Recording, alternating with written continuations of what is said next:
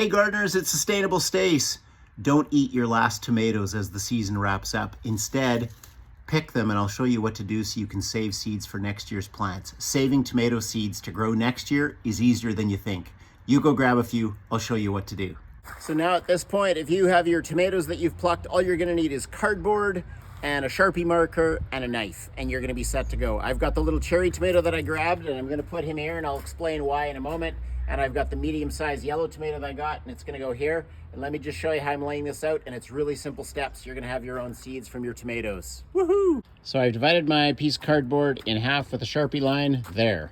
And you can see on the left-hand side, I've put the Determinate, or the short tomatoes. And so I've just designated big yellows, little yellows, and so on. And then on the other side of the Sharpie marker divide, I've got the Indeterminate, which is the tall plants.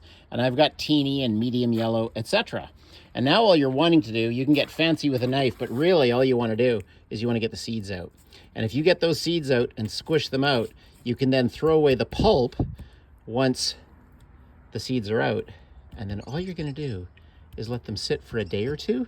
The liquid's going to evaporate, and then you can leave it as one massive panel, which might be a little bit hard for storage, or you can just cut them up in sections as long as you remember that this is the Determinate side and that's the Indeterminate side. In spring, it's really simple.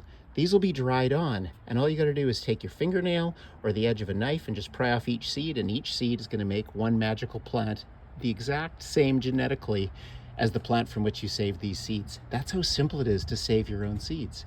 Okay, so we've got the crime scene totally laid out here. I've squished at all of them, and what you'll notice, as I do every year, is that some types of tomatoes have far more seeds and some far fewer. The key is just get a few seeds for each of the varieties you want to save, and here's one little last time-saving hack. There's a lot of moisture here, and if you're careful, you should be able to lift your cardboard just a bit like I'm doing now, and a lot of the excess liquid is just going to bleed off. Ooh, I said crime scene and I said bleed off. That's getting a little hardcore now. And then now just set this in a dry place, and in 1 to 2 days, all the moisture will have been absorbed or evaporated, and you'll just have seeds stuck to there. I'm just gonna cut this in half then when they're all dry, and I'll have an Indeterminate sheet and a Determinate sheet, and I'm ready to go in spring. Save your seeds! I'm Sustainable Stace, and I'd love a sub.